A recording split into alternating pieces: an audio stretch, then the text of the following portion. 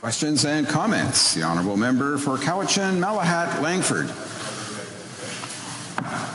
Thank you very much, Mr. Speaker, and I'd like to thank my colleague for his speech and his work. This is certainly not the first version of this bill. He has gone, I believe, through the 40th Parliament, the 41st Parliament, and now in the 42nd Parliament.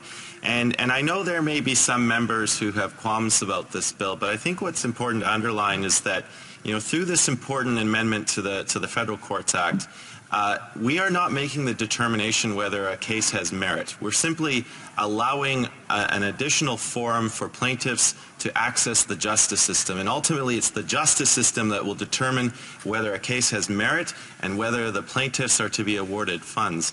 And I'd like to, we've seen Liberals in the past parliaments support bills like Bill C-300. We know there are good intentions on the other side of the House to support these kind of initiatives.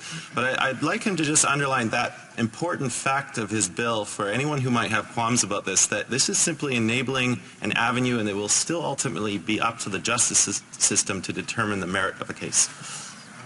For New Westminster, Burnaby. Thank you very much, Mr. Speaker, and I'd like to thank the member from Cowichan, Malahat, Langford for his great work in the House of Commons and his standing up for human rights. He does an exceptional job on behalf of his constituents, and he's absolutely right to point out currently there is no provisions.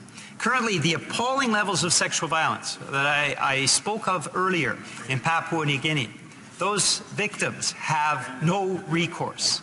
There is a judicial system that is corrupt, local police that have been paid off. There is no way for those victims to have their voices heard, to seek justice and to seek compensation.